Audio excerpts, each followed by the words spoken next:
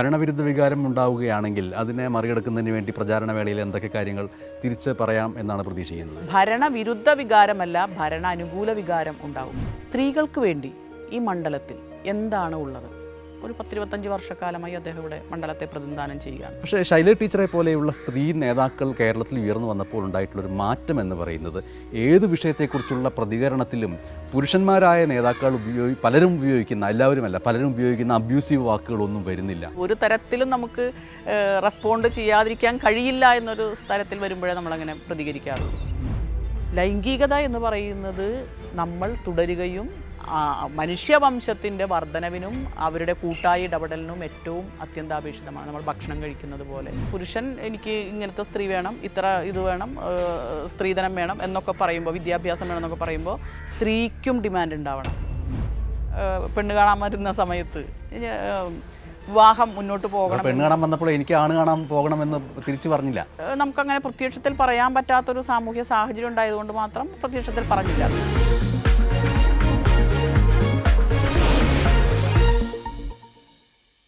നമസ്കാരം. എറണാകുളം ലോക്സഭാ മണ്ഡലത്തിലെ ഇടതുപക്ഷ ജനാധിപത്യ മുന്നണി സ്ഥാനാർത്ഥി KJ ഷൈൻ ടീച്ചറാണ് ഇന്ന് നമ്മോടൊപ്പം അതിഥിയായിട്ടുള്ളത്. ഒട്ടും പ്രതീക്ഷിക്കാതെ ഇരുന്ന ഒരു സ്ഥാനാർത്ഥിത്വം, അതുമായിട്ട് ജനങ്ങളുടെ ഇടയിലേക്ക് സ്വാഭാവികമായിട്ടും ഈ ദിവസങ്ങൾക്കുള്ളിൽ അതിൻ്റെ അങ്കലാപ്പ് മാറിയിട്ട് പൂർണ്ണമായിട്ടും ഒരു ലോക്സഭാ സ്ഥാനാർത്ഥിയായി മാറാൻ കഴിഞ്ഞോ? ഒരു സ്ഥാനാർത്ഥിയുടേതായ ഒരു അങ്കലാപ്പ് എന്നുള്ളത് അത് പൂർണ്ണാർത്ഥത്തിൽ ഞാൻ അംഗീകരിക്കുന്നില്ല. കാരണം താഴെത്തലങ്ങളിൽ സ്ഥാനാർത്ഥിയായി 2-3 വട്ടം പരിചയമുണ്ട്, ജനങ്ങളുടെ ഇടയിൽ പ്രവർത്തിച്ച് പരിചയമുണ്ട്. അപ്പോൾ അവരുടെ ഒരു ചെറിയ തോതിലാണെങ്കിൽ ഒരു അംഗീകാരവും നമുക്ക് വീഴ്ച വരുമ്പോഴുള്ള പിണക്കവും ഒക്കെ എൻ്റെ ജീവിതത്തിൻ്റെ അനുഭവത്തിൻ്റെ ഭാഗമാണ്.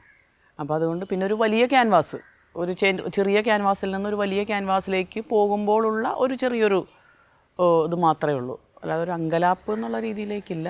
വലിയൊരു ഉത്തരവാദിത്വം എന്നിൽ ഏൽപ്പിക്കുന്നു, ഒരു ജനങ്ങൾ എന്നെ വലിയൊരു ഉത്തരവാദിത്വം ഏൽപ്പിക്കുന്നു എന്നുള്ളൊരു ഉത്തരവാദിത്വ ബോധത്തിൽ നിന്നുള്ള ഒരു ഭയം, അത്രേ എനിക്ക് ഫീൽ ചെയ്തിട്ടുള്ളൂ. ഇപ്പോൾ മുനിസിപ്പൽ തെരഞ്ഞെടുപ്പുകളിലൊക്കെ ഇഷ്ടംപോലെ പങ്കെടുത്തിട്ട് പോരാട്ടങ്ങൾ നടത്തിയതിൻ്റെയും നഗരസഭാ സ്റ്റാൻഡിംഗ് കമ്മിറ്റിയിൽ ഉണ്ടായിരിക്കെ അങ്ങോട്ടും ഇങ്ങോട്ടുമുള്ള വാഗ്വാദങ്ങളിലും സമരങ്ങളിലൊക്കെ പങ്കെടുത്തതിൻ്റെ ഇഷ്ടംപോലെ അനുഭവ സമ്പത്തുമുണ്ട് എന്നാണ്. അതെ അതെ, ഇഷ്ടം പോലെ എന്ന് പറഞ്ഞാൽ എൻ്റെ ഒരു ആ ചെറിയ ക്യാൻവാസിനകത്ത് ഒതുങ്ങി നിന്നിട്ട് ഉള്ള അനുഭവങ്ങൾ എനിക്കുണ്ട്. പറവൂരിനകത്ത് ഞാനിവിടുത്തെ ജനിച്ചു വളർന്ന് പ്രവർത്തിക്കുന്ന ഒരു ആളെന്നുള്ള രീതിയിൽ അങ്ങനെ അറിയാം. അല്ലാതെ ഈ മണ്ഡലത്തിൽ വിവിധ പ്രദേശങ്ങളിൽ പൊതു രാഷ്ട്രീയവുമായി ബന്ധപ്പെട്ട് പൊതു പ്രസംഗങ്ങളിൽ ചെറിയ രീതിയിൽ പങ്കെടുത്തിട്ടുണ്ട്. രാഷ്ട്രീയ പ്രചരണത്തിൽ പ്രത്യേകിച്ച് ഇലക്ഷൻ കാലങ്ങളിലൊക്കെ, നിയമസഭ ലോക്സഭ ഇലക്ഷനിലൊക്കെ ഒരു 98 മുതൽ ഞാൻ പങ്കെടുത്തിട്ടുണ്ട്. എറണാകുളത്തെ സ്ഥാനാർത്ഥിയായിട്ട് ഔദ്യോഗികമായിട്ട് നിശ്ചയിക്കപ്പെട്ടു എന്നറിഞ്ഞ ദിവസം രാത്രി ഒറ്റയ്ക്ക് ഇരുന്നപ്പോൾ ആലോചിക്കുകയുണ്ടായോ, KJ ഷൈൻ എന്ന് പറയുന്ന എന്നെ എന്തുകൊണ്ടായിരിക്കാം ഈ ഒരു ദൗത്യത്തിലേക്ക് തിരഞ്ഞെടുത്തത്, എന്തായിരിക്കും എനിക്ക് മാത്രമുള്ളതിൻ്റെ പ്രത്യേകത എന്ന് ആലോചിക്കുകയുണ്ടായോ? ഒരു വലിയ ഒരു അംഗീകാരത്തെ പെട്ടെന്ന് നമ്മൾക്ക് സ്വീകരിക്കേണ്ടി വരുമ്പോഴുള്ളൊരു ഇതുണ്ടല്ലോ, സന്തോഷമോ, ഇത്രയും ഒരു വലിയൊരു ഉത്തരവാദിത്വമാണല്ലോ എന്നെ ഏൽപ്പിച്ചിരിക്കുന്നത് എന്നുള്ള, അത് നിർവഹിക്കേണ്ടതുണ്ട്, കൃത്യമായി നിർവഹിക്കേണ്ടതുണ്ട്. പൊതുജനങ്ങളുടെ ഇടയിലാണ്, പൊതു ഇടത് ജനാധിപത്യ പ്രസ്ഥാനത്തിൻ്റെ ഒരു ഭാഗമായിട്ടാണ്. അപ്പോൾ ആ ഒരു വലിയ അംഗീകാരം കിട്ടിയപ്പോൾ ഉണ്ടായിട്ടുള്ള സ്വാഭാവികമായ ഒരു അമ്പരപ്പ്, അത് സ്വാഭാവികമായിട്ടുണ്ടായിട്ടുണ്ട്. CPM പോലെയുള്ളൊരു കേഡർ പാർട്ടിയുടെ പ്രവർത്തനം, അതിൻ്റെ പാരമ്പര്യം, അണികൾ, അവരുടെ എല്ലാം പ്രവർത്തന ശൈലിയും എല്ലാം ചേർന്നിട്ടായിരിക്കും നമ്മുടെ സ്ഥാനാർത്ഥിത്വം മുന്നോട്ട് പോവുക. പക്ഷേ അതിലെല്ലാം ഉപരിയായിട്ട് ഞാൻ ഇത് മുന്നോട്ട് കൊണ്ടുപോകും, എൻ്റേത് മാത്രമായ ചില സവിശേഷമായ രീതികളിലൂടെ ഞാൻ ഇതിനെ മുന്നോട്ട് കൊണ്ടുപോകും എന്ന് വിചാരിച്ചിട്ട് ഒരു പ്ലാനിങ് ഉണ്ടാക്കിയിട്ടുണ്ടെങ്കിൽ എന്താണത്? മറ്റുള്ളവരിൽ നിന്ന് വേറിട്ട് എന്തെങ്കിലുമൊക്കെ എല്ലാവർക്കും ഉണ്ടാവും. ആ വേറിട്ട എന്തെങ്കിലും എന്നിൽ കാണുന്നുണ്ടാവാം എന്നാണ് ഞാൻ വിചാരിക്കുന്നത്. ലീഡർഷിപ്പ് ക്വാളിറ്റി ആവാം, അല്ലെങ്കിൽ സംസാരിക്കുന്നതിലുള്ള ഒരു പ്രത്യേകതയാവാം, ജനങ്ങളുമായി ഇടപഴകുന്നതിനുള്ളൊരു പ്രത്യേകതയാവാം, ജനങ്ങളിലേക്ക് പെട്ടെന്ന് ഇഴുകിച്ചേരുന്നതിനുള്ളൊരു പ്രത്യേകതയാവാം. പാർട്ടിയുടെ ചിഹ്നത്തിൽ മത്സരിക്കുന്ന ഒരു സ്ഥാനാർത്ഥിയെ ഞങ്ങൾക്ക് ലഭിക്കണം എന്ന വർഷങ്ങളായിട്ടുള്ള ആഗ്രഹം, അത് നടപ്പാക്കിയെടുക്കുക എന്നുള്ള ആവശ്യം, അത് പ്രധാനപ്പെട്ട ഒരു പോസിറ്റീവ് ഘടകമായിട്ട് മാറുന്നു. ഇടതുപക്ഷത്ത് നിന്ന് തന്നെ ഒരു കാൻഡിഡേറ്റ് വരിക എന്നുള്ളത് ഇടതുപക്ഷം വലിയ തോതിൽ ആഗ്രഹിക്കുന്നതാണ്. പലപ്പോഴും ഇടതുപക്ഷത്തെ സ്നേഹിക്കുന്നവരും ഇടതുപക്ഷ സഹയാത്രികരല്ലാതെ ഇടതുപക്ഷത്തെ വളരെ പ്രതീക്ഷയോട് നോക്കി കാണുന്ന ജനങ്ങളും ഒരുപക്ഷെ ഇടതുപക്ഷത്തിൻ്റെ ഒരു പാർട്ടി എന്നുള്ള നിലയ്ക്ക് ഒരാൾ വരിക എന്നുള്ളത് കൂടിയൊരു ആഗ്രഹമായിരിക്കാം. സെബാസ്റ്റ്യൻ പോൾ, സേവ്യർ അറക്കൽ എന്നിവരുടെ ഒരു പാരമ്പര്യമുണ്ട്. അത് ഈ പറഞ്ഞ പാർട്ടി ചിഹ്നത്തിലല്ലാതെ വന്നിട്ടുള്ളത്. എന്നാൽ അതിലുപരിയായിട്ട് ഒരു കോൺഗ്രസിൻ്റെ മണ്ഡലമെന്ന് പൊതുവെ വിശേഷിപ്പിക്കപ്പെടുന്ന ഒരിടത്തിൽ നിന്നുകൊണ്ട് പാർട്ടി ചിഹ്നത്തിൽ മത്സരിക്കാൻ കഴിയുന്നു. അതുണ്ടാക്കാൻ പോകുന്ന ഗുണങ്ങൾ എന്തൊക്കെയാണെന്നാണ് കരുതുന്നത്? ഇടതുപക്ഷം സ്ത്രീകൾക്ക് കൂടി പങ്കാളിത്തം നൽകുന്ന ഒരു രാഷ്ട്രീയ പ്രവർത്തനമാണ് ഊന്നൽ നൽകുന്നത് എന്നുള്ളൊരു നല്ലൊരു സന്ദേശം കൊടുക്കുക. അപ്പോൾ ഒരു സ്ത്രീയെ, പ്രത്യേകിച്ച് 3 സ്ത്രീകളെ 20 സീറ്റിൽ 3 സ്ത്രീകൾക്ക് പ്രാമുഖ്യം സീറ്റ് കൊടുത്തുകൊണ്ടുള്ള ഒരു നിലപാട് സ്ത്രീ സമത്വത്തെ അംഗീകരിക്കുന്ന ഒരു പ്രസ്ഥാനം എന്നുള്ള നിലയ്ക്ക് ഈ കാലഘട്ടത്തിൻ്റെ ആവശ്യം കണ്ടറിഞ്ഞ് പെട്ടെന്ന് ഞങ്ങളാണ് മുൻപന്തിയിൽ എന്നുള്ള രീതിയിൽ ഉള്ള ഒരു നിലപാടും ഇതിൻ്റെ ഭാഗമായിട്ട് ഒരു സ്ത്രീ എന്നുള്ള പരിഗണനയും ഉണ്ട്. ഈ മണ്ഡലത്തിൻ്റെ ഒരു പ്രത്യേകത നിങ്ങൾക്കറിയാലോ. അപ്പോൾ ഇതെല്ലാം കൂടി പരിഗണിക്കുമ്പോൾ എനിക്ക് ആ പരിഗണന ലഭിച്ചു എന്നാണ്. ധാരാളം പേരുണ്ടാവാം, പക്ഷേ നമുക്ക് ഒരു നറുക്ക് വീണപ്പോൾ എനിക്കത് വീണു. പൊതുവെ എല്ലാ തെരഞ്ഞെടുപ്പുകളിലും അതാത് രാഷ്ട്രീയ കക്ഷികൾ സ്ത്രീകൾക്ക് നൽകുന്ന പ്രാതിനിധ്യ കുറവിനെക്കുറിച്ച് വലിയ ചർച്ചകൾ നടക്കാറുണ്ട്. ഇത്തവണയും അത് വലിയ കുറവായിട്ട് തന്നെ നിൽക്കുന്നു. കെ ജെ ഷൈൻ ടീച്ചറെ പോലെയുള്ളവരെ CPM മുന്നോട്ട് വയ്ക്കുന്നത് ഗുണകരമാണെങ്കിൽ തന്നെയും. അപ്പോൾ ആ ഒരു സ്ത്രീ പ്രാതിനിധ്യം എങ്ങനെയൊക്കെ ഉപയോഗിച്ചുകൊണ്ട് ഞാൻ നിങ്ങളുടെ കൂടെ ഉണ്ടാവും എന്നാണ് വ്യക്തമാക്കുക. എങ്ങനെയാണ് അത് വ്യക്തമാക്കുക? ലിംഗവ്യത്യാസമില്ലാതെ എല്ലാവരെയും സമത്വത്തോടെ കാണാൻ ഒരു സ്ത്രീക്ക് കഴിയും. അത് പൊതുസമൂഹത്തിൽ ഒരു പൊതുരംഗത്ത് പ്രവർത്തിക്കുമ്പോഴും എല്ലാവരെയും പരിഗണിച്ച് വികസന പ്രവർത്തനങ്ങൾ ചിട്ടപ്പെടുത്താൻ ഓരോ മുക്കും മൂലയും അനുഭവിക്കുന്ന പ്രശ്നങ്ങൾ, പ്രയാസങ്ങൾ എന്താണെന്ന് മനസ്സിലാക്കി അത്തരത്തിലുള്ളൊരു നിയമനിർമ്മാണ രംഗത്തേക്കും വികസന പ്രവർത്തനങ്ങളിലേക്കും ചിട്ടപ്പെടുത്താൻ സ്ത്രീക്ക് കഴിയും. 1. 2, സ്ത്രീകൾ സമൂഹത്തിൽ സാമൂഹ്യമായി ഒരു സെക്കൻഡ് സിറ്റിസൺഷിപ്പ് അനുഭവിക്കുന്ന ഒരു വിഭാഗമാണ്. അപ്പോൾ അവരെ മുൻപന്തിയിലേക്ക് കൊണ്ടുവരണം. അങ്ങനെ കൊണ്ടുവരണമെങ്കിൽ ഒരു ദൃശ്യമായ ഒരു സാന്നിധ്യം പൊതുരംഗത്ത് സ്ത്രീ വരേണ്ടതുണ്ട്. അപ്പോൾ ആ ദൃശ്യ സാന്നിധ്യത്തിൻ്റെ ഒരു മറുപടിയാണ് സ്ത്രീകളെ കുറേ കൂടി രാഷ്ട്രീയ രംഗത്ത്, പൊതുരംഗത്ത് അണിനിരത്തുക എന്നുള്ളത്. അപ്പോൾ തീർച്ചയായും വോട്ടർമാരിലധികമുള്ള സ്ത്രീകൾക്ക്, പെൺകുട്ടികൾക്ക് ഒക്കെ അഭിമാനകരമായ ഒന്നാണ്. ഞങ്ങൾക്ക് കൂടി പങ്കെടുക്കേണ്ട, അല്ലെങ്കിൽ ഞങ്ങളുടെ കൂടി ഉത്തരവാദിത്വമാണ് ഒരു സാമൂഹ്യ നിർമ്മാണ പ്രക്രിയ എന്നുള്ളത്.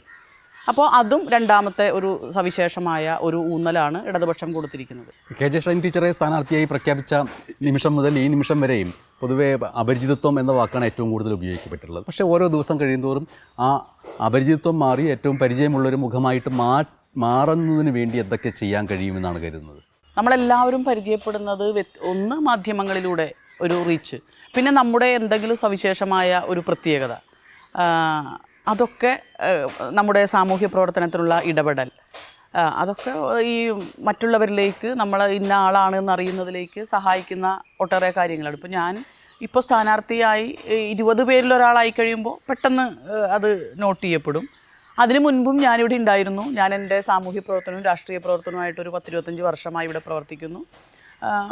ഇത്രയും ആളുകൾ പ്രവർത്തിക്കുമ്പോൾ അതിൽ കൂടെ ഒരാൾ എന്നുള്ള നിലയ്ക്ക് അത് ഞാൻ ഒതുങ്ങിപ്പോയിരുന്നു. അത് ആണ്. അപ്പോൾ നമ്മളൊരാളെ ആളാക്കുന്നതും അല്ലാതാക്കുന്നതും ജനങ്ങളാണ്. അപ്പോൾ ഇപ്പോൾ ഒരു അവസരം കിട്ടി, മാധ്യമങ്ങളിലൂടെ അതിൻ്റെ ഒരു റീച്ച് ലഭിച്ചു. എൻ്റെ പ്രസംഗങ്ങൾ അത്തരത്തിൽ പ്രൊമോട്ട് ചെയ്യപ്പെട്ടു. ഇതുപോലെ തന്നെ ഞാൻ നേരത്തെയും പ്രസംഗിച്ചിട്ടുണ്ട്. പക്ഷേ 20-ൽ ഒരാളായപ്പോൾ അതിന് കുറേ കൂടി ഒരു പ്രാധാന്യം കിട്ടി എന്നുള്ളതാണ്. ഇപ്പോൾ മക്കൾ രാഷ്ട്രീയം ഒരു ഭാഗത്ത്, മക്കൾ രാഷ്ട്രീയം അതിൻ്റെ തുടർച്ച, നിരന്തരമായിട്ട് ഒരേ വ്യക്തി തന്നെ അധികാരത്തിൽ വരണമെന്ന് പറയുന്ന പ്രവണത, അതിനെയൊക്കെ എതിർക്കേണ്ടതുണ്ട് എന്നുകൂടിയായിരിക്കുമോ ഷൈൻ ടീച്ചർ പറയുക?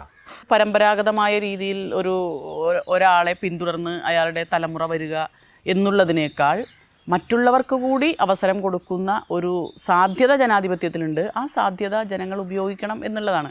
ജനങ്ങൾക്ക് വലിയ തോതിൽ വികസനം ഉണ്ടാവണം. പക്ഷേ ആ വികസനത്തിൻ്റെ ഒരു തിക്തഫലം ജനങ്ങൾക്ക് വളരെ കുറഞ്ഞ് മാത്രം കിട്ടുന്ന തരത്തിലുള്ളൊരു വികസനം, അല്ലെങ്കിൽ ആ ദോഷഫലങ്ങൾ ഇല്ലാത്ത തരത്തിലുള്ളൊരു വികസനം, എല്ലാവർക്കും, പ്രകൃതിയും പരിസ്ഥിതിയും ജനങ്ങൾക്കും ഒക്കെ ഹാനികരമല്ലാത്ത രീതിയിലുള്ളൊരു വികസന പ്രവർത്തനം ചിട്ടപ്പെടുത്തണം. ധാരാളം സ്ത്രീകൾ പണിയെടുക്കുന്ന മേഖല, കടലുമായി ബന്ധപ്പെട്ടിട്ടുള്ള ഉപജീവനത്തിന് അവിടെ ഏറ്റവും കൂടുതൽ തൊഴിലാളികൾ സ്ത്രീ തൊഴിലാളികളാണ്.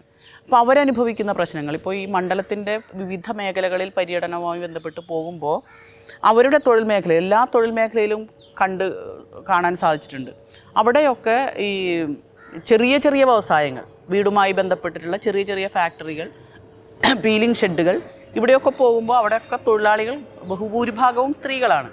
അപ്പോൾ അവരുടെ തൊഴിൽ മേഖലയെ മെച്ചപ്പെടുത്താൻ ഗവൺമെൻറ് എന്നുള്ള നിലയ്ക്ക് എന്തെല്ലാം ചെയ്യാൻ കഴിയും, അവരുടെ ക്ഷേമത്തെ ഉറപ്പാക്കാൻ എന്തെല്ലാം ചെയ്യാൻ കഴിയും, തൊഴിലുമായി ബന്ധപ്പെട്ടുള്ള അവരനുഭവിക്കുന്ന പ്രയാസങ്ങൾ കുറയ്ക്കാനായിട്ട് എന്തെല്ലാം ചെയ്യാൻ കഴിയും.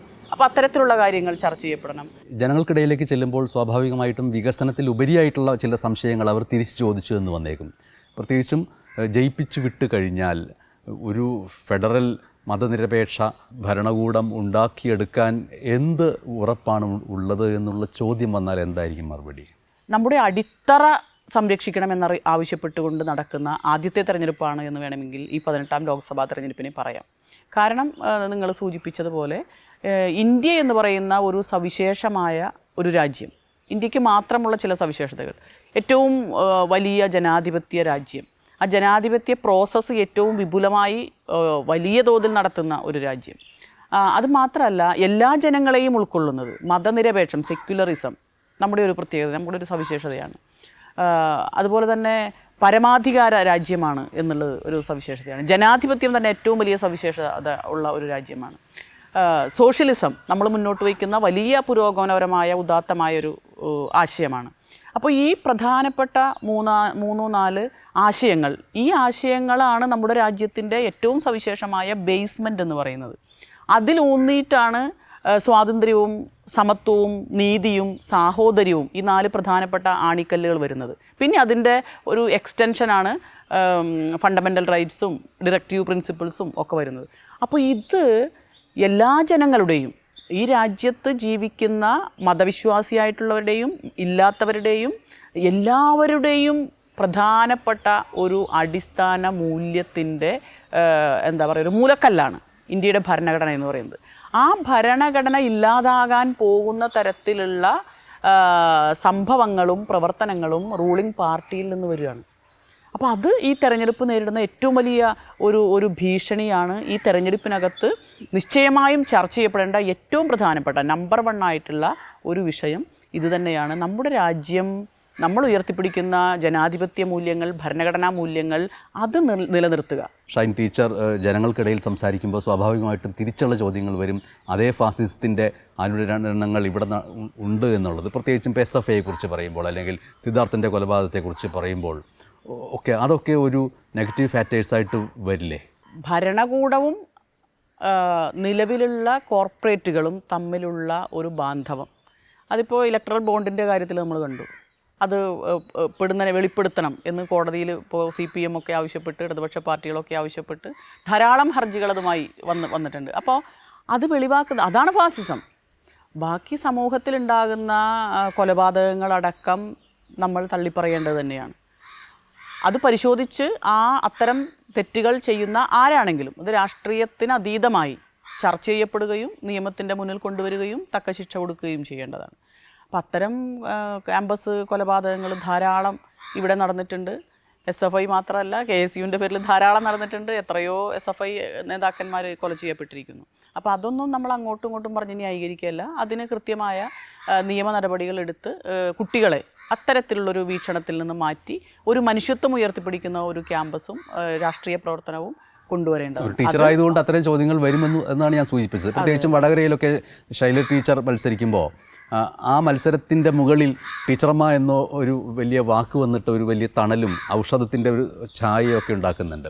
സ്വാഭാവികമായിട്ടും ഷൈൻ ടീച്ചറെ സംബന്ധിച്ചിട്ടും ടീച്ചറമ്മ എന്നുള്ള വാക്കിലേക്ക് ഉയരാവുന്ന ഒരവസ്ഥ ഇനിയും ഉണ്ടാകുമെന്ന് പ്രതീക്ഷിക്കുകയും ചെയ്യാം.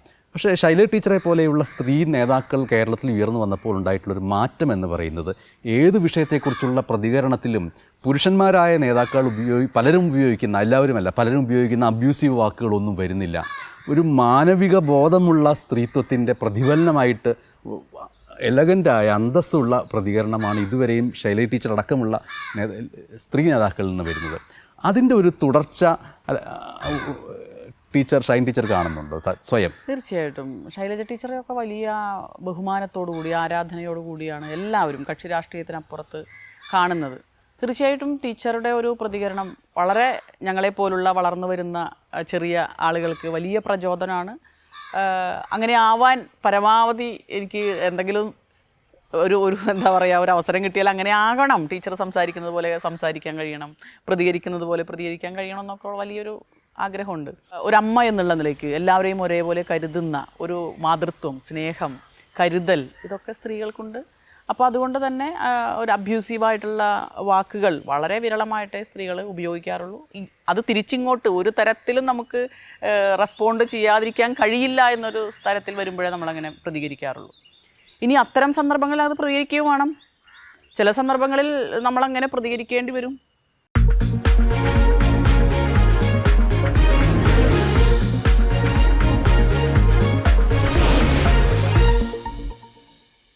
ഈ പ്രതിപക്ഷ നേതാവ് വി ഡി സതീശൻ്റെ മണ്ഡലം ഉൾപ്പെടുന്ന ഒരിടത്തു നിന്നാണ് എറണാകുളം ലോക്സഭാ മണ്ഡലത്തിലെ ഇടതുപക്ഷ സ്ഥാനാർത്ഥി സ്വന്തം പാർട്ടി ചിഹ്നത്തിൽ ഇതാദ്യമായിട്ട് മത്സരിക്കുന്നത്. അപ്പോൾ ഈ ലോക്സഭാ മണ്ഡലത്തിലെ ഓരോ മണ്ഡലത്തെയും ഇനം തിരിച്ച് നോക്കുമ്പോൾ ഏതൊക്കെ അനുകൂല ഘടകങ്ങൾ ഓരോ മണ്ഡലത്തിലുണ്ട്, ഏതൊക്കെ പ്രയാസമുള്ള മണ്ഡലങ്ങൾ ഏതൊക്കെയെന്ന് അങ്ങനെ ഒരു ഗ്രാഫ് ഉണ്ടാക്കാൻ കഴിഞ്ഞിട്ടുണ്ടോ? അതെ, ഇവിടെ പ്രധാനമായിട്ടും 7 നിയമസഭാ മണ്ഡലങ്ങളാണുള്ളത്. പറവൂരെ സംബന്ധിച്ച് മറ്റ് മണ്ഡലങ്ങളുമായി തട്ടിച്ച് നോക്കുമ്പോൾ എടുത്തു പറയാവുന്നൊരു വികസന പ്രവർത്തനം ഇതുവരെയായും നടന്നിട്ടില്ല. സ്ത്രീകൾക്ക് വേണ്ടി ഈ മണ്ഡലത്തിൽ എന്താണ് ഉള്ളത്? ഒരു 10-25 വർഷക്കാലമായി അദ്ദേഹം ഇവിടെ മണ്ഡലത്തെ പ്രതിനിധാനം ചെയ്യുകയാണ്. അങ്ങനെ എടുത്തു പറയത്തക്ക എന്ത് വികസന പ്രവർത്തനം ഇവിടെ കാര്യമായിട്ടുണ്ടായിട്ടില്ല. റോഡുകളൊക്കെ മറ്റ് മേഖലകളിലൊക്കെ നന്നായി റോഡ് മെയിൻ്റനൻസ് ഒക്കെ ചെയ്യുന്ന കാര്യങ്ങൾ ഇവിടെയും അത് നടക്കുന്നുണ്ടെന്നല്ലാതെ ജനങ്ങൾക്ക് തൊഴിൽ കൊടുക്കുന്ന അല്ലെങ്കിൽ ആധുനികമായ വ്യവസായങ്ങൾ, അത്തരത്തിൽ ഉള്ള ഒരു സംരംഭം, ഇപ്പോൾ ഹൈടെക്കുമായി ബന്ധപ്പെട്ടിട്ടുള്ള തൊഴിൽ ഇടങ്ങൾ, അങ്ങനെ എടുത്തു പറയാവുന്ന ഒരു തൊഴിൽ വികസനം ഇവിടെ കാര്യമായിട്ട് നടന്നിട്ടില്ല. അതുകൊണ്ട് തന്നെ വിദ്യാഭ്യാസത്തിനും തൊഴിലിനും ഒക്കെ വേണ്ടി ആളുകൾ ഇപ്പോഴും ആശ്രയിക്കുന്നത്, ഉയർന്ന വിജ്ഞാനാധിഷ്ഠിതമായ തൊഴിലിനൊക്കെ ആശ്രയിക്കുന്നത് സിറ്റി കേന്ദ്രീകരിച്ച് തന്നെയാണ്. ഈ മണ്ഡലത്തിൻ്റെ വികസനത്തിന് ഇതാണ് എന്ന് പറഞ്ഞിട്ടുള്ളൊരു വികസന പ്രവർത്തനം പറവൂർ മണ്ഡലത്തിനകത്ത് നമുക്ക് കാണാൻ കഴിയില്ല. ഈ ഭരണവിരുദ്ധ വികാരം ഉണ്ടാവുകയാണെങ്കിൽ അതിനെ മറികടക്കുന്നതിന് വേണ്ടി പ്രചാരണ വേളയിൽ എന്തൊക്കെ കാര്യങ്ങൾ തിരിച്ച് പറയാം എന്നാണ് പ്രതീക്ഷിക്കുന്നത്? ഇപ്പോൾ 32 ലക്ഷം പേർക്കാണ് ക്ഷേമ പെൻഷൻ കൊടുത്തുകൊണ്ടിരുന്നത് ഈ ഗവൺമെൻറ് അധികാരത്തിൽ വരുമ്പോൾ, ആദ്യം ഫസ്റ്റ് പിണറായി ഗവൺമെൻറ്. ഇപ്പോൾ അത് 62 ലക്ഷം ആളുകളിലേക്ക് വ്യാപിപ്പിച്ചു. അപ്പോൾ അത് 400 രൂപ ഉണ്ടായിരുന്നുള്ളൂ, അത് 1600 വർദ്ധിപ്പിച്ചു. അത് ഞങ്ങൾ വർദ്ധിപ്പിക്കും, പടിപടിയായി 1500 ആക്കുമെന്നാണ് പറഞ്ഞത്. അത് 100 രൂപയും കൂടി കൂട്ടി 1600 വർദ്ധിപ്പിച്ചു. ഇത് ജനങ്ങൾ കാണുകയാണ് എന്താണ് അത്. ഭരണവിരുദ്ധ വികാരമല്ല, ഭരണാനുകൂല വികാരം ഉണ്ടാവും. ഈ ഭരണാനുകൂല തരംഗത്തോടൊപ്പം തന്നെ ഷൈൻ ടീച്ചർ പഠിപ്പിച്ചു വിട്ട വിദ്യാർത്ഥികൾ ആരെങ്കിലുമൊക്കെ ഇപ്പോൾ പഠിച്ച് 18 വയസ്സ് പൂർത്തിയായി വോട്ടവകാശം നേടിയവരുണ്ടാവും, അവരുടെ ഒരു പട്ടിക അധികം ഉണ്ടാവുമോ? തീർച്ചയായിട്ടും ഉണ്ടാവും. ഞാൻ അങ്ങനെയൊന്നും പട്ടിക നോക്കിയിട്ടില്ല. പക്ഷേ 10,000-കണക്കിന് കുട്ടികൾ, ഞാൻ 31 വർഷമായി സ്കൂളിൽ പഠിപ്പിക്കുന്നു. അപ്പോൾ എൻ്റെ കുട്ടികൾ, LP വിഭാഗത്തിൽ പഠിപ്പിച്ച കുട്ടികൾ, UP വിഭാഗത്തിൽ പഠിപ്പിച്ച കുട്ടികൾ, അവരൊക്കെ ഇപ്പോൾ ഞാൻ ഇന്നലെ നമ്മുടെ പറവൂർ ബസ് സ്റ്റാൻഡിൽ, ഞാൻ അവസാനത്തെ ഒരു അനുഭവം പറയുകയാണ്, ചെന്ന് വോട്ട് അഭ്യർത്ഥിച്ചപ്പോൾ ഒരു കുട്ടി ഓടി വന്നിട്ട് പറഞ്ഞു, ടീച്ചറെ എന്നെ പഠിപ്പിച്ചതാണ്, ടീച്ചറിനെ ഞങ്ങൾക്ക് ഭയങ്കര ഇഷ്ടമാണ്, എന്തായാലും ടീച്ചർ ജയിക്കണം, ഞങ്ങൾ പ്രവർത്തിക്കും. അപ്പം അങ്ങനെ 10,000-കണക്കിന് കുട്ടികൾ ഈ മണ്ഡലത്തിലുണ്ട്. അവരെന്നെ കൈവിടില്ല, അവരെനിക്ക് വോട്ട് ചെയ്യും. ഇനിയിപ്പോൾ ആ കുട്ടികളെല്ലാം ചേർന്നുകൊണ്ട് ഞങ്ങളെ പഠിപ്പിച്ച ടീച്ചറാണ് ഷൈൻ ടീച്ചറെ വോട്ട് ചെയ്താൽ അതുകൊണ്ട് നിങ്ങൾക്ക് ദുഃഖിക്കേണ്ടി വരില്ല, നന്മയെ ഉണ്ടാവുകയുള്ളൂ എന്ന് പറഞ്ഞൊരു പ്രചാരണം നടത്തിയാൽ അത് അവർ തീരുമാനിച്ചോട്ടെ, ഞാൻ അവർക്ക് വിടുകയാണ്. അവർക്കും അവരുടേതായ സ്വാതന്ത്ര്യം ഉണ്ടല്ലോ. ഒരു ജനാധിപത്യ രാജ്യത്ത് ആരെ തിരഞ്ഞെടുക്കണം എന്നുള്ള അഭിപ്രായ സ്വാതന്ത്ര്യം എൻ്റെ കുട്ടികൾക്ക് ഞാൻ ക്ലാസ് മുറികളിൽ കൊടുത്തിട്ടുണ്ട്. അപ്പോൾ അതിൽ ഒരു നേരിൻ്റെ നിറിവിൻ്റെ ഒരു രാഷ്ട്രീയം, ജനപക്ഷത്ത് നിൽക്കുന്ന ഒരു രാഷ്ട്രീയം, അതാണ് മക്കളെ നമുക്ക് വേണ്ടത് എന്ന് ഞാൻ എൻ്റെ ക്ലാസ് മുറികളിലും, ഞാൻ സാമൂഹ്യശാസ്ത്രം പഠിപ്പിക്കുന്ന അധ്യാപികയാണ്, തീർച്ചയായിട്ടും അത്തരം കാര്യങ്ങൾ ചർച്ചയും ക്ലാസ് വിഷയങ്ങളുമായിട്ട് വരാറുണ്ട്. ഈ സ്കൂളുകളിലൊക്കെ പഠിപ്പിച്ച് വിട്ട കുട്ടികൾ, അവരുടെ രക്ഷിതാക്കൾ പലപ്പോഴും അവർക്ക് കോൺഗ്രസ് രാഷ്ട്രീയം, വലതുപക്ഷ രാഷ്ട്രീയം കൈകാര്യം ചെയ്യുന്നവരാണ്. പക്ഷേ ഞാൻ മാളവള്ളിപ്പുറത്ത് പഠിപ്പിക്കുമ്പോൾ പുതിയ പാഠ്യപദ്ധതിയുമായി ലൈംഗിക വിദ്യാഭ്യാസത്തെക്കുറിച്ചൊരു ചർച്ച മാധ്യമങ്ങളിലാകെ ഉയർത്തിക്കൊണ്ടുവന്നു. അപ്പോൾ അതെന്താണ് ഉദ്ദേശിക്കുന്നത്? അപ്പോൾ ആ ക്ലാസ് എടുത്തത് എൻ്റെ സ്കൂളിൽ ഞാനാണ് ആ ക്ലാസ് എടുത്തത്. അപ്പോൾ രക്ഷിതാക്കൾ പറഞ്ഞു, ഇത് ടീച്ചറെ ആൺകുട്ടികളെയും പെൺകുട്ടികളെയും അടുത്തടുത്തിരുത്തി കഴിഞ്ഞാൽ വലിയ പ്രശ്നമല്ലേ, അങ്ങനെയാണ് ഇങ്ങനെയാണ്. നമുക്ക് ചില തെറ്റായ ധാരണകൾ ലൈംഗിക വിദ്യാഭ്യാസത്തെക്കുറിച്ച് സമൂഹം വെച്ച് പുലർത്തുന്നുണ്ട്. അപ്പോൾ ഞാനുള്ള കാര്യം പറഞ്ഞു, നമ്മൾ ജീവിക്കുന്നു, ലൈംഗികത എന്ന് പറയുന്നത് നമ്മൾ തുടരുകയും മനുഷ്യവംശത്തിൻ്റെ വർധനവിനും അവരുടെ കൂട്ടായ ഇടപെടലിനും ഏറ്റവും അത്യന്താപേക്ഷിതമാണ്. നമ്മൾ ഭക്ഷണം കഴിക്കുന്നത് പോലെ ഒന്നാണ്. അതിനെ എങ്ങനെ സമൂഹത്തിൽ കൃത്യമായി പരിമിതപ്പെടുത്തി മുന്നോട്ട് കൊണ്ടുപോകും, പോസിറ്റീവായ രീതിയിൽ മുന്നോട്ട് കൊണ്ടുപോകും. അവരിൽ അങ്ങനെയുള്ളൊരു, ഇപ്പോൾ നമ്മൾ കാണുന്ന ഒരു കാഴ്ചപ്പാടല്ലാതെ വളരെ പോസിറ്റീവായിട്ടുള്ള ഒരു ബന്ധത്തോടു കൂടി ആൺകുട്ടിയും പെൺകുട്ടിയും ഒരു സഹോദരി ബന്ധത്തോടു കൂടി, അല്ലെങ്കിൽ ഒരു എന്താ പറയുക, കൂട്ടുകാർ എന്നുള്ള ബന്ധത്തോടു കൂടി നല്ല രീതിയിൽ എങ്ങനെ പഠന പ്രവർത്തനം അടക്കം മുന്നോട്ട് കൊണ്ടുപോകാൻ സാധിക്കും. അപ്പോൾ അത് ആ ക്ലാസ് എടുത്തു കഴിഞ്ഞപ്പോൾ അവർ ഈ തിരിച്ചു പറഞ്ഞവരൊക്കെ പറഞ്ഞു, ടീച്ചർ ഇനി നമുക്ക് വലിയ വിപുലമായ തോതിൽ ഈ ക്ലാസ് കൊടുക്കണം.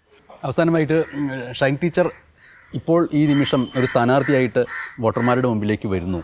അത് കേവലം ഒരു സുപ്രഭാതത്തിൽ പൊട്ടിമുളച്ചൊരു വരവല്ല എന്ന് പറയാൻ ടീച്ചർ എന്തൊക്കെ കാര്യങ്ങൾ പറയും? കുട്ടിക്കാലം മുതൽ ഒരു പെൺകുട്ടി എന്നുള്ള നിലയ്ക്ക്, ഒരു യുവതി എന്നുള്ള നിലയ്ക്ക്, ഒരു സ്ത്രീ എന്നുള്ള നിലയ്ക്ക് സ്വയം പരിവർത്തിപ്പിച്ച, സ്വയം രാഷ്ട്രീയ ബോധ്യമുള്ളൊരു സ്ത്രീയായിട്ട് വളർന്നു വരുന്നതിന് വേണ്ടിയിട്ട് ഏതൊക്കെ കാര്യങ്ങൾ സ്വയം ഉണ്ടാക്കിയെടുത്തു? കുടുംബത്തിൽ നിന്ന്, അപ്പനിൽ നിന്ന് ഒക്കെ പഠിച്ച പുസ്തകങ്ങളിൽ നിന്ന് എങ്ങനെ സ്വയം ഉരുത്തിരിഞ്ഞ ഈ കാണുന്ന ഒരു KJ ഷൈൻ ആയി മാറി? ഞങ്ങൾ 3 പെൺകുട്ടികളാണ്. എൻ്റെ വീട് ഗോതുരത്ത് എന്ന് പറയുന്നൊരു ഗ്രാമത്തിലാണ്. ചുറ്റും പുഴയും ഒക്കെയുള്ളതാണ്. 3 പെൺകുട്ടികളാണ്, എങ്ങനെയാണ് ഇനി വളർത്തി വലുതാക്കി? വിവാഹം അതാണല്ലോ പ്രധാനമായിട്ട് സമൂഹം കാണുന്നത്. 3 പേരെ കെട്ടിച്ചയക്കണം, വലിയ ബാധ്യതയാണ്, ഇയാൾക്ക് ഭയങ്കര കഷ്ടപ്പാടാണ്, ഒരു പണി കിട്ടിപ്പോയി എന്നുള്ള രീതിയിലാണ് അന്നത്തെ സമൂഹം കാണുക. അപ്പം ഞങ്ങൾക്കും അത് ഫീൽ ചെയ്തിട്ടുണ്ട് പലപ്പോഴും സമൂഹത്തിൽ നിന്ന്. പക്ഷേ എൻ്റെ അപ്പൻ ഒരു പുരോഗമന കാഴ്ചപ്പാടുള്ള ആളായിരുന്നു. പാർട്ടി ഇടതുപക്ഷ പ്രസ്ഥാനത്തിൽ CPM-ലൊക്കെ വിശ്വസിക്കുകയും അതിനുവേണ്ടി പ്രവർത്തിക്കുകയും ഒക്കെ ചെയ്യുന്ന ആളാണ്. നന്നായിട്ട് വായിക്കുന്നൊരു വ്യക്തിയാണ്. മിക്കവാറും ഞങ്ങളുടെ ഗ്രാമത്തിലൊരു ഗ്രാമീണ വായനശാല, ഗോതുരത്ത് ഗ്രാമീണ വായനശാല, എല്ലാ പത്രങ്ങളും അവിടെ വരും. ആ പത്രങ്ങളൊക്കെ വായിക്കുകയും വീട്ടിൽ പത്രം നിർബന്ധമായിട്ടും വരുത്തിക്കും, അതൊക്കെ ഉണ്ട്. അപ്പോൾ ദേശാഭിമാനി, ഇപ്പം ഞാനന്ന് പറയും ഈ ദേശാഭിമാനിയുടെ അച്ചടിയൊക്കെ അന്ന് വള്ളി ഒരു സ്ഥലത്ത് പുള്ളി ഒരു സ്ഥലത്തൊക്കെ ഉള്ളത്. അപ്പം ഞങ്ങൾക്ക് കുഞ്ഞുങ്ങളാകുമ്പോൾ ഇത് സുഖമില്ല, അപ്പോൾ മാതൃഭൂമി വരുത്തുമായിരുന്നു. അപ്പോൾ ഈ മാതൃഭൂമി കുഴപ്പമില്ല, ഈ ദേശാഭിമാനി കഷ്ടമാണ് കേട്ടോ എന്ന് ഞങ്ങൾ. അപ്പോൾ എൻ്റെ അപ്പം പറഞ്ഞത്, ദേശാഭിമാനി അല്പം ബുദ്ധിമുട്ടിയാണെങ്കിലും വായിച്ചു പഠിച്ചാൽ മതി. കാരണം എല്ലാ മനുഷ്യരെയും ഒരേപോലെ കാണാൻ ശ്രമിക്കുന്ന ഒരു ആശയം ഉൾക്കൊള്ളുന്ന ഇടതുപക്ഷത്തിൻ്റെ ഒരു മുഖപത്രമാണ്. ഇടതുപക്ഷത്തിന് വേണ്ടി, ജനങ്ങൾക്ക് വേണ്ടി വർത്തമാനം പറയുന്ന ഒരു പത്രമാണ്. അപ്പോൾ അതുകൊണ്ട് അല്പം പ്രയാസപ്പെട്ടാണെങ്കിലും മക്കളത് വായിച്ചാൽ മതി എന്നുള്ളൊരു നിലപാടാണ് എടുത്തിരുന്നത്. പിന്നെ എല്ലാ പത്രവും, മനോരമ അടക്കമുള്ള എല്ലാ പത്രങ്ങളും വായിച്ച് ചർച്ച ചെയ്യുന്ന, ഇപ്പോൾ നമ്മുടെ TV-യിൽ കാണുന്ന സംവാദങ്ങൾ അതിനേക്കാൾ മികച്ച രീതിയിൽ പണ്ട് ചായക്കടകളിലും പീഡിയ തിണ്ണകളിലും നമ്മുടെ വായനശാലകളിലും ഏറ്റവും ക്രിയേറ്റീവായിട്ടുള്ള ഡിബേറ്റുകൾ നടന്നിരുന്നൊരു കാലമാണ്. അപ്പം ഞങ്ങൾ വീട്ടിൽ നിന്ന് സ്കൂളിലേക്ക് വരാൻ ഏതാണ്ട് 1.5 കിലോമീറ്റർ ദൂരമുണ്ട്. ഇതിങ്ങനെ നടന്നു വരുന്ന സമയത്ത് ചില സമയങ്ങളിലൊക്കെ രാവിലെ അപ്പനിങ്ങനെ ചായക്കടയുടെ മുന്നിൽ നിന്ന് ആളുകളോട് തർക്കിക്കുന്നു. അപ്പം ഞങ്ങൾ ഭയപ്പാടുകൂടിയാണ്, എന്തിനാണ് ഈ തല്ലുകൂടുന്നത്, എന്തിനാണ് ഈ തർക്കിക്കുന്നത്? ഞങ്ങൾക്ക് ഭയമാണ്, എന്താണെന്നറിയില്ല. പിന്നീടാണ് മനസ്സിലായത് ഈ രാഷ്ട്രീയ സംവാദങ്ങളാണ്, അതിൻ്റെ തർക്കവിതർക്കങ്ങളാണ് ഇതിൻ്റെ മുന്നിൽ നടക്കുന്നത് എന്ന് ബോധ്യമായിട്ടില്ല. അപ്പം അന്ന് ഞങ്ങൾ പറയും, അപ്പം വീട്ടിൽ വരുമ്പോൾ എന്തിനാ ബഹളം വയ്ക്കുന്നത്, എന്തിനാ ഒച്ച ഉണ്ടാക്കുന്നത് എന്ന് പറയും. അപ്പോൾ അത് ശരിയായിരുന്നു എന്ന് ബോധ്യപ്പെടാൻ കുറച്ചുകൂടി മുതിർന്നു കഴിഞ്ഞപ്പോൾ മനസ്സിലായി. അതുപോലെ ഇത്തരം വായനകൾ കഴിഞ്ഞാൽ വൈകുന്നേരങ്ങളിൽ വീടിൻ്റെ മുന്നിലിരുന്ന് ഇറയത്തിരുന്ന്, നമ്മളിപ്പോൾ സിറ്റ് ഔട്ട് എന്ന് പറയും, അപ്പോൾ അവിടെ ഇരുന്നിട്ട് ചർച്ചയാണ്. ഞങ്ങൾ 3 പേരെയും വിളിച്ചിരുത്തും. ഇന്ന കാര്യങ്ങളാണ്, ഇന്ദിരാഗാന്ധിയെക്കുറിച്ച്, അടിയന്തരാവസ്ഥയെക്കുറിച്ച്, സ്വാതന്ത്ര്യ സമരത്തെക്കുറിച്ച്, ബ്രിട്ടൻ ഇവിടെ നിന്ന് പോകേണ്ടതിൻ്റെ ആവശ്യകതയിലൂന്നിയ ഗാനങ്ങളെക്കുറിച്ച്, ഗാനങ്ങളൊക്കെ ചൊല്ലും. ഇപ്പോൾ ചങ്ങമ്പുഴയുടെയൊക്കെ രമണനൊക്കെ കാണാതെ പാടി ചൊല്ലുമായിരുന്നു. അതിലൊക്കെ ഊന്നിയ ഒരു വിഷയം, പെൺകുഞ്ഞായാൽ ഈ സമൂഹം ഏറ്റവും ആദ്യം അവസാനിപ്പിച്ച് കളയുക, കൊന്നുകളയുക എന്നുള്ളൊരു സമീപനം കേരളത്തിൻ്റെ ചുറ്റും, അതായത് തമിഴ്നാട് വരെയും, നാമക്കലൊക്കെ ഉദാഹരണമായിട്ട് അപ്പം പറയുമായിരുന്നു, ഉണ്ട്. പക്ഷെ നിങ്ങൾ മനസ്സിലാക്കേണ്ടത്, പെൺകുട്ടിയും ആത്മാഭിമാനത്തോടെ, അവകാശബോധത്തോടെ, അവകാശം നേടിയെടുത്ത് വളരേണ്ട വ്യക്തിയാണ്. ഒരു കാര്യത്തിലും നിങ്ങൾ കുറഞ്ഞ ആളുകളല്ല. നിങ്ങൾക്കും ഉണ്ടാവണം അവകാശം, നിങ്ങൾക്കും ഉണ്ടാകണം ഡിമാൻഡ്. അപ്പോൾ അതിനപ്പം പറയുന്നത്, വിവാഹം എന്നുള്ളത് പെൺകുട്ടിയുടെ ആത്യന്തികമായ ലക്ഷ്യമല്ല. അത് വളർച്ചയുടെ ഒരു ഘട്ടത്തിൽ നിങ്ങൾക്ക് വേണോ വേണ്ടയോ എന്ന് തീരുമാനിക്കാവുന്ന ഒരു കാര്യം മാത്രം. നിങ്ങൾക്ക് വേണ്ടത് വിദ്യാഭ്യാസം, തുടർന്ന് ഒരു ജോലി, സാമ്പത്തികമായ സ്വയം പര്യാപ്തത. അപ്പോൾ വിദ്യാഭ്യാസവും സാമ്പത്തികമായ സ്വയം പര്യാപ്തതയിലും ഊന്നിയാണ് അപ്പൻ ഞങ്ങളെ വളർത്തിയിട്ടുള്ളത്. അങ്ങനൊരു കാഴ്ചപ്പാട് അപ്പനുണ്ടായിരുന്നു. അമ്മയെക്കുറിച്ച് പറയുമ്പോൾ അപ്പം അമ്മയില്ലേ? തീർച്ചയായിട്ടും ഉണ്ട്. അമ്മ ഈ സമൂഹത്തിലെ സാധാരണ ഒരു സ്ത്രീയെ പോലെ അല്ലെങ്കിൽ സാധാരണ ഒരു പുരുഷനെ പോലെ പുരുഷാധിപത്യ മൂല്യങ്ങളൊക്കെ വച്ചു പുലർത്തുകയും അത് നിലനിൽക്കണം, അതാണ് യഥാർത്ഥ മൂല്യം, നിയമം എന്ന് വിശ്വസിച്ച് ജീവിക്കുന്ന ഒട്ടനവധി ആളുകളുണ്ട്. അവരെ പോലെയുള്ള ഒരാൾ. പക്ഷെ ഞങ്ങളുടെ വളർച്ചയ്ക്ക് വേണ്ടി ധാരാളം കഷ്ടപ്പെട്ടിട്ടുള്ള ഒരു സ്ത്രീ, അപ്പനോടൊപ്പം കഷ്ടപ്പെട്ടിട്ടുള്ളത്. രണ്ടുപേരും വളരെ കഷ്ടത അനുഭവിച്ച് ഞങ്ങളെ വളർത്തി. പക്ഷേ ആ കഷ്ടതയിൽ നിന്ന്, എല്ലാത്തരം കഷ്ടതയിൽ നിന്ന്, സാമ്പത്തികമായ കഷ്ടപ്പാടുകളിൽ നിന്ന്, സാമൂഹ്യമായൊരു പെൺകുട്ടി സ്ത്രീ എന്നുള്ള നിലയ്ക്ക് അനുഭവിക്കുന്ന ഒരു രണ്ടാന്തരം സിറ്റിസൺഷിപ്പിൽ നിന്ന് ഒക്കെ ഉയർന്നു വരാൻ നമുക്ക് കഴിയും, ഉയരണം. അപ്പോൾ അതിന് പറയും നിങ്ങൾ 3 പേരും പെൺകുട്ടികളാണ്, 3 പേര് അധ്യാപകരാവണം. അതെപ്പോഴും പറഞ്ഞുകൊണ്ടിരിക്കും. അപ്പോൾ ഞങ്ങളൊക്കെ അന്ന് വിചാരിക്കും ഞങ്ങൾ എങ്ങനെയാണ് പഠിച്ച്, സാമ്പത്തികം വലിയ കാര്യമായിട്ടൊന്നുമില്ല, എങ്ങനെയാണ് 3 പേരും പഠിച്ച് ഉയർന്നു വരിക എന്നൊക്കെ ഒരു ആശങ്കയുണ്ടായിരുന്നു. പക്ഷെ അപ്പോൾ അത് ആരെങ്കിലും കേൾക്കല്ലേ എന്ന് പോലും ഞങ്ങൾ ആഗ്രഹിച്ചിട്ടുണ്ട്. മറ്റുള്ളവർ കേട്ടാൽ അവർ പരിഹസിച്ച് ചിരിക്കും. അതുകൊണ്ട് അപ്പനൊന്ന് പതുക്കെ പറയണം എന്നുള്ളൊരാഗ്രഹം മനസ്സിലുണ്ട്, പക്ഷെ പറഞ്ഞിട്ടില്ല. പക്ഷേ ഇന്ന് ഞങ്ങളിവിടെ നിൽക്കുമ്പോൾ അപ്പനങ്ങനെ പറഞ്ഞ് പറഞ്ഞ് പറഞ്ഞ് പറഞ്ഞ് ഞങ്ങൾ 3 പേരും അധ്യാപകരാണ്. പിന്നെ വിവാഹത്തെക്കുറിച്ച് പെണ്ണ് കാണാൻ ചെറുക്കൻ വീട്ടിലേക്കല്ല വരണ്ടേ, ഞങ്ങളോട് പറയുന്നതാണ്. സ്ത്രീ ചെറുക്കൻ്റെ വീട്ടിലേക്കാണ്, പുരുഷൻ്റെ വീട്ടിലാണ് പോയി കാണേണ്ടത്. കാരണം നമ്മുടെ ഇന്നത്തെ ഒരു സാഹചര്യം അനുസരിച്ച് സ്ത്രീ പുരുഷൻ്റെ വീട്ടിലാണ് ജീവിക്കുന്നത്, ഒരു കസ്റ്റം അനുസരിച്ച്. അപ്പോൾ സ്ത്രീയല്ലേ അവിടെ പോയി കാണേണ്ടത്, അവൾക്ക് പറ്റിയ ഇടമാണോ എന്ന് കണ്ട് അവളാണ് സമ്മതം മൂളേണ്ടത്. അതുപോലെ നമുക്ക് ഡിമാൻഡ് വേണം. ഇപ്പോൾ പുരുഷൻ എനിക്ക് ഇങ്ങനത്തെ സ്ത്രീ വേണം, ഇത്ര ഇത് വേണം, സ്ത്രീധനം വേണം എന്നൊക്കെ പറയുമ്പോൾ, വിദ്യാഭ്യാസം വേണം എന്നൊക്കെ പറയുമ്പോൾ സ്ത്രീക്കും ഡിമാൻഡ് ഉണ്ടാവണം എന്ന് പറഞ്ഞ് ഞങ്ങളെ പഠിപ്പിച്ച എത്രയോ വർഷം മുമ്പാണ് നോക്കൂ. അപ്പോൾ അതൊക്കെയാണ് ഞങ്ങളെ ഇങ്ങനെയൊക്കെ ആക്കിയിട്ടുള്ളത്. അത്തരം ഡിമാൻഡുകൾ എൻ്റെ വിവാഹത്തെ സമയത്തും ഞാൻ വെച്ചിട്ടുണ്ട്. പിന്നെ പെണ്ണ് കാണാൻ വരുന്ന സമയത്ത് വിവാഹം മുന്നോട്ട് പോകണം. പെണ്ണ് കാണാൻ വന്നപ്പോൾ എനിക്ക് ആണ് കാണാൻ പോകണമെന്ന് തിരിച്ചു പറഞ്ഞില്ല. അതെ, അപ്പൻ അങ്ങനെ ഒരു നിർദ്ദേശം പറഞ്ഞിരുന്നു. അത് ശരിയാണ് എന്നൊരു ബോധ്യം ഉണ്ടായിരുന്നു. പക്ഷെ അന്നത്തെ ഒരു സമൂഹത്തിൻ്റെ ഒരു പ്രത്യേകത ഉണ്ടല്ലോ. അപ്പോൾ അതുകൊണ്ട് നമുക്കങ്ങനെ പ്രത്യക്ഷത്തിൽ പറയാൻ പറ്റാത്തൊരു സാമൂഹ്യ സാഹചര്യം ഉണ്ടായതുകൊണ്ട് മാത്രം പ്രത്യക്ഷത്തിൽ പറഞ്ഞില്ല. പക്ഷേ എൻ്റെ പാർട്ട്ണർ ആയിട്ടുള്ള എൻ്റെ ഭർത്താവിനോട്, അന്ന് ആകാൻ പോകുന്ന ആളോട് ഞാൻ പറഞ്ഞു, എനിക്കിങ്ങനെയൊക്കെ ഒരു ഡിമാൻഡ് ഉണ്ട്, ഞാൻ സാമൂഹ്യ പ്രവർത്തനം ഇഷ്ടപ്പെടുന്ന ആളാണ്, അപ്പോൾ അതുകൊണ്ട് സാമൂഹ്യ പ്രവർത്തനത്തിന് എനിക്ക് പോകണം. അതിന് തടസ്സം നിൽക്കാൻ പറ്റാത്തൊരു മാനസികാവസ്ഥ ഉണ്ടെങ്കിൽ മാത്രം ഇതുമായി മുന്നോട്ട് പോയാൽ മതി. അപ്പോൾ ഇതിങ്ങനെ ചോദിക്കാൻ ആ വ്യക്തിയോട് പറയാനുള്ളൊരു ആർജവം എനിക്കുണ്ടാക്കി തന്നത് എൻ്റെ കുടുംബമാണ്.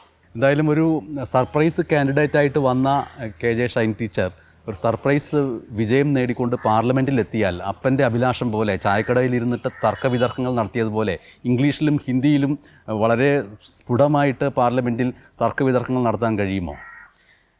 ഇംഗ്ലീഷിൽ സംസാരിക്കാൻ കുഴപ്പമില്ല, പക്ഷേ ഹിന്ദി എനിക്ക് അത്ര പോരാ, പക്ഷേ അത് പഠിക്കും. എന്തായാലും ഈ തെരഞ്ഞെടുപ്പ് കഴിഞ്ഞ് ഫലം വരുമ്പോൾ സ്പോക്കൺ ഹിന്ദി പഠിക്കാനുള്ള അവസരം ഉണ്ടാകട്ടെ എന്ന് ആശംസിക്കുന്നു. വളരെ നന്ദി. Thank you.